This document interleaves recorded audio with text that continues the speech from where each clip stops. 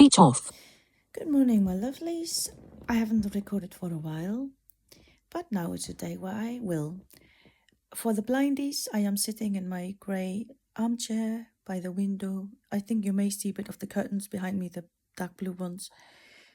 And I'm wearing my poncho, which the AI describes as blue. I'm wearing my biggest cross I have. Okay. And it's daylight, so I have no lamps on. Today's story or today's little thoughts, I want to focus on why we should learn to love God. It was pointed out again and again to me by my spiritual mentor that learning to love God is very, very essential on the path. Otherwise you may fail disastrously. And we know enough stories where people who may even have started the journey with God ended up in a big disaster for themselves and for others, especially if they have started ministering in whatever way or form, and if they have established already a position or a name for themselves. Of course, that's not me, but the point I'm making is if you do not learn to love God, you may slip off your path painfully. So, and of course, I know it's not easy to love God if you haven't felt His presence and if you haven't started building a relationship. But these little stories I'm going to share with you, I have experienced, luckily, after I began the process of learning to love God. Here's the first one. Some time back, I met a lovely chap while I was walking around Arthurseat. He's an elderly man. He's using a mobility scooter. And we bumped into each other, and as I am, we chatted and we walked around Arthurseat, the whole circle. And we talked, and we, at the bye-bye time, we gave each other a big hug. And when I called him to make another appointment with him, he said, "Oh, I really miss your big hug. Your hugs feel so loving, nurturing, and welcoming and peaceful." And that is the thing. You see, when God starts transforming us, before I had God in my life, hugs that I gave were probably more of neediness and me wanting the nurturing rather than that coming out of me towards the other person. But of course, it's God's qualities that come through me for him. It's not me. And I appreciated that he said, and I was also happily surprised. But I also realized that I always was yearning to be attractive to men. That's it, attractive to men, and that they would want me. Do you understand what I mean, folks? And so I could use what I have now in order to get what I want from men. But then it could set me off on a slippery road. I would use God's gifts to get my desires met. And without realizing it, if I was to do that, I would slowly let my desires take over, and God's light would slowly subside. And let's say the darker forces would take place. And as you know from history, these things have happened everywhere with people who claimed to be walking with God, and maybe at the beginning they were. So I sat down when I heard that from that lovely chap, thanked God for him giving these presents to him through me, and just keep praying that he will transform my own desires so that he be my shining light and I will be a tool for him and his works and for what others people need. And of course, my true needs will be met as well. The second story. I have or had a friend who I knew almost 20 years. I met that lady when I lived in that Buddhist monastery.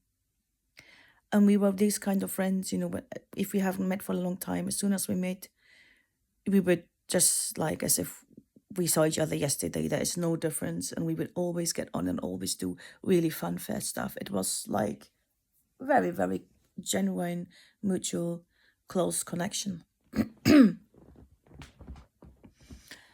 And I've met her again the other day after 2 years, and she brought someone with her. I've mentioned to that lady before about God because she claims to be a healer with singing bowls and all that stuff. I know they are nice, but they do not bring true healing. They can help you open up, and then, the true healing comes from, I think, really somewhere else, but not from the sounds. Anyway, so we had those discussions before, and we were kind of agreeing to disagree. But this time, when she brought someone with her, a young girl, me and that young girl started to talk about God because she says she's searching.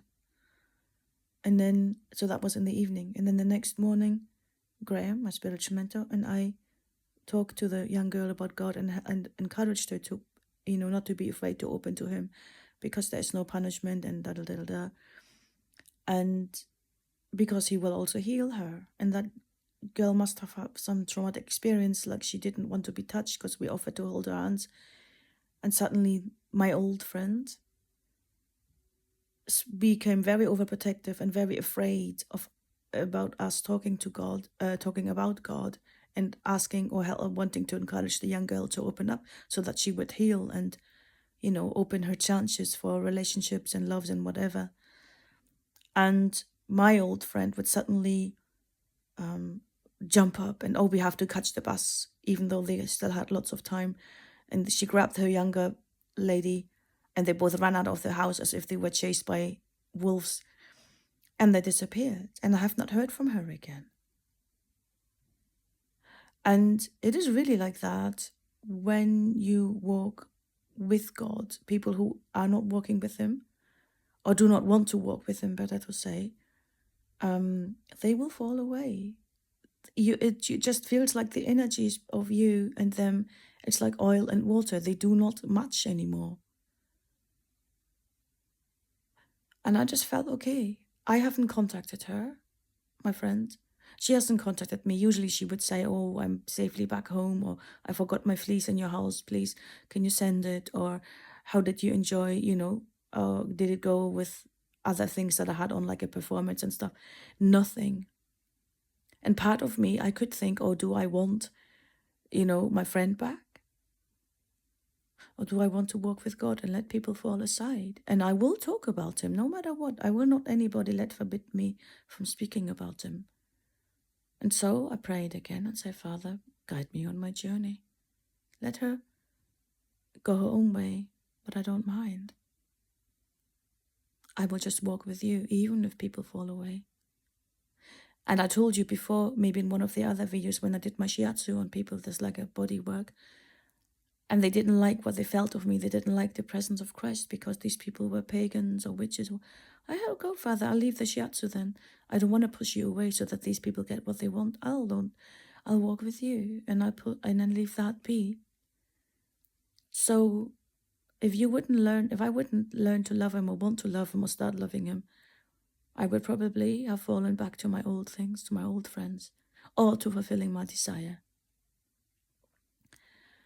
Another little, so, and then another quick story. So yesterday I met again somebody about Arthur's Seat. We were chatting away. He lost something and came back to find it. Of course, he couldn't find it. So we talked about God and faith, and he followed another religion, and he somehow started feeling recently that didn't feel right.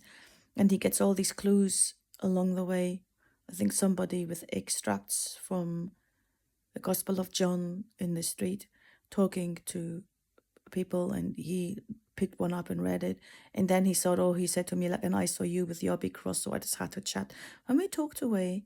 I didn't say anything about what he followed first and blah, blah, blah. The religion, it seems to have helped him for a while. And now he's, searching further. And some part of me thought, I don't know if I like him. But I thought, okay, Janine, let your love flow. Let God flow through you for him, because he is searching, and he may find the medicine coming through you to him, or a pointer to the path that may be right for him now. So learning to love God means also learning to do what He wishes you to do.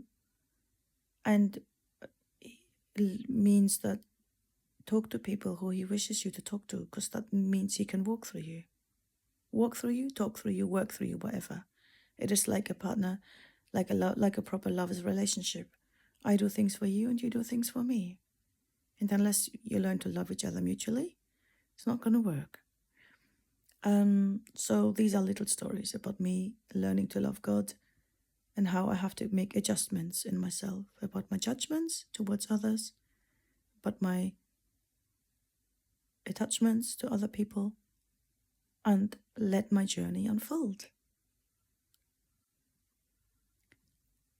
I'm just thinking, is there anything else I wanted to talk to you? Another story? No, I think that is enough. It's long enough.